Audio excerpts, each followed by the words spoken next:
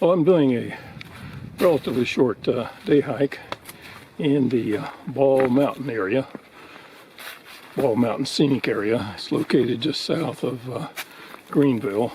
The Appalachian Trail runs along the top of it, and that's what I'm on now. And it's the western end of an incredible complex of protected natural areas. You got this Ball Mountain Scenic Area. Just east of it you have the recently enlarged Sampson Mountain Wilderness, and then you have on the other side of the mountain from that the Rocky Fork State Park and Forest Service lands. And then off to my right here is a bear habitat, protected bear habitat in North Carolina. So it's a really great area, and I'm basically hiking to the Blackstack Cliffs first, and then maybe to Howard's Rock on out here a little ways. Starting at the former site of the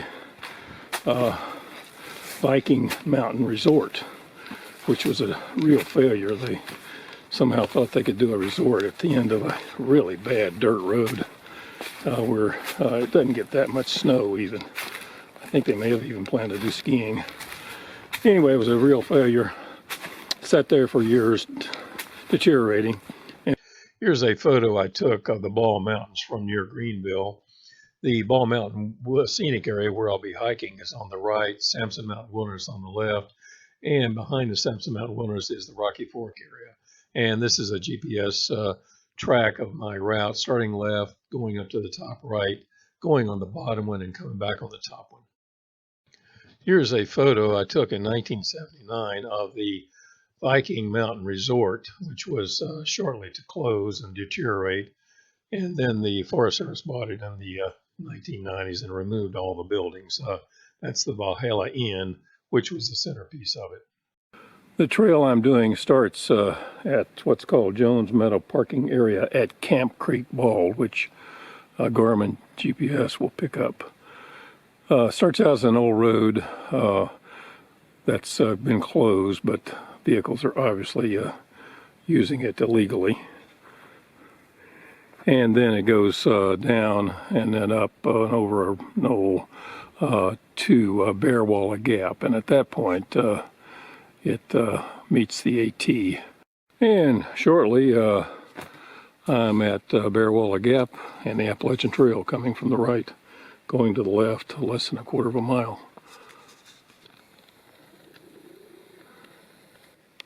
And then the AT follows the ridge top above Blackstack Cliffs, but out here to the left there's a bad weather trail that goes down below the cliffs.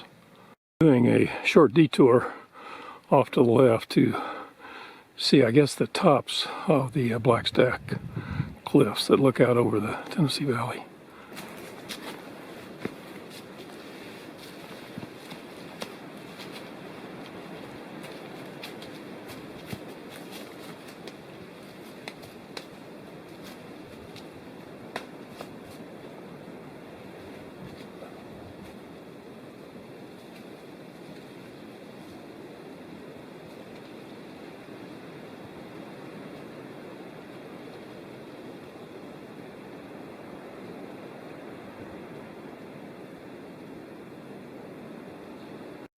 Here's the crux of the short walk out to Blackstack Cliffs, about a almost 8-foot drop there.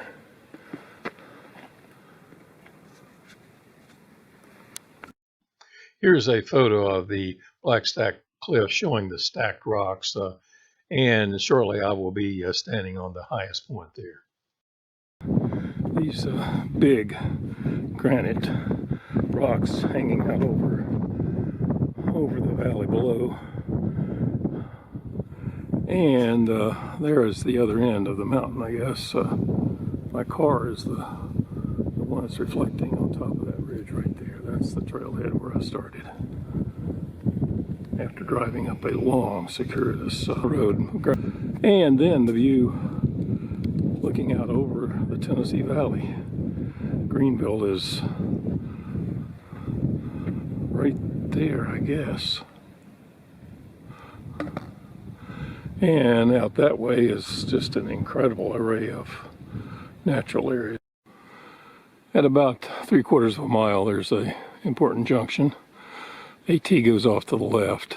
There's more cliffs on out that way. And to the right is the Jury Miller Trail that goes into North Carolina. I'm going to go down it a ways just to see if there might be a campsite down there in a gap. Well, I really thought there would be at least a chance of water down here. There's a lot of mountain above me, and it's kind of a little gap. But no water. There's a little wet weather stream coming down, but nothing that you could rely on here. Here's the wet weather stream that I mentioned earlier, up the trail a ways toward the AT. Decided to stop here and have lunch. Diet Right cola, crackers, peanut butters, Babe Ruth, pretzels, banana sandwich, and some nuts. I'm back on the AT. Is another split with the exposed Ridgeline Trail going to the right and the Bad Weather Trail going to the left. So I am going to go to the right on the exposed Ridgeline Trail, and so far the trail is not totally exposed. It's near the top of the ridge, but lots of rhododendron, and the trail is actually just below the top of the ridge up there.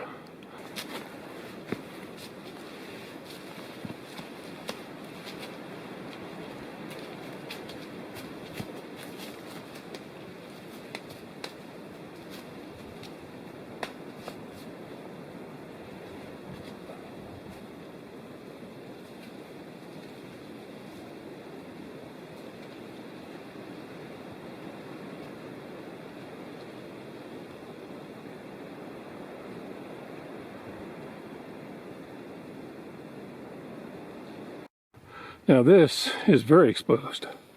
A rocky trail. It goes up to the top. Don't know whether that's Howard Rock or not up there, but there's going to be a good view up there, I'm sure.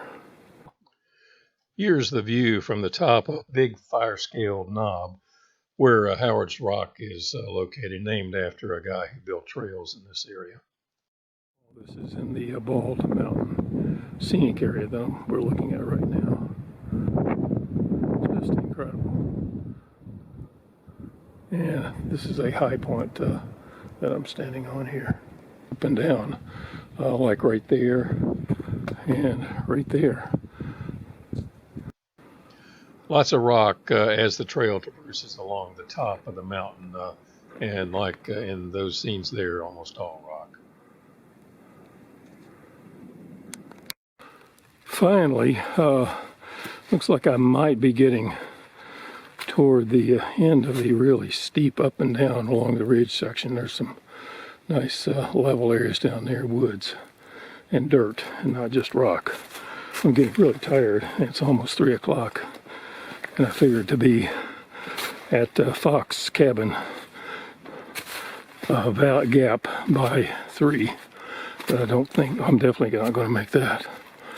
Well, there's still some rock on the trail, but now I'm toward the end of this ridge, I guess, looking to the east, and that's basically looking towards Sampson Mountain Wilderness on the left there, I guess, and on the right, to the beyond the right there is the Rocky Fork area, and down in there is the Bear Sanctuary. So just so much beautiful land here. Okay, it's 3:20, so I made it to Fox Cabin Gap. Trail got a lot better. That was one tough section, but incredibly scenic. So the AT goes on out through there, and the Bad Weather Trail is to the right. I came down on the exposed Ridgeline Trail to the left. So I got 1.4 miles to where they merged, and I don't know, something under a mile from there onto the trailhead. Well, this is a great section of trail here. It's on dirt, no rocks, and just a gradual incline. So it's what I needed. That section from Blackstack Cliffs to Fox Cabin Gap, which is only something over a mile, I guess, is incredibly difficult for me anyway, but also incredibly scenic. Just lots of great overlooks, lots of granite rocks, of course, and particular views down in the valley, but over into the wood, nothing but forest in North Carolina, and mainly farms down in the valley here in Tennessee.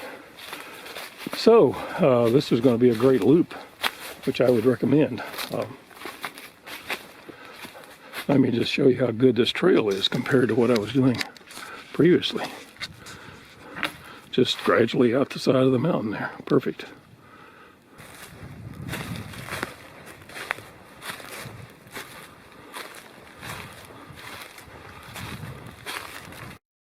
I'm on the easy trail, but looking right up there on top of that is where the more difficult trail went. This lower and easier trail used to be the main AT when it was the only trail, but some time ago they built the trail up higher and made this an alternate, and the official AT is the one across the ridge up at the top. And down there is just an incredible valley of some trails, but mainly wilderness. Marguerite Falls, I'm almost pointing at it right now, one of the best small waterfalls anywhere. Finally, around 4:30, I am to the junction where the exposed ridge trail goes to the right, bad weather trail to the left. I came back on the bad weather trail, and now back on the AT to the car. Well, it's around 5 o'clock, having started at 11:30. I'm just about to the trailhead, and it's a great hike. I think I've done this before, but it's been a long time ago. And actually, the afternoon sun really makes the Blackstack Cliffs there look even better.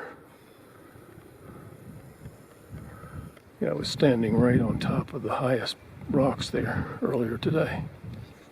Saw no one on the trails except for two guys just down the trail short ways. They were local guys. They were just going for an afternoon hike. And this is where the Viking resort was, such as it was.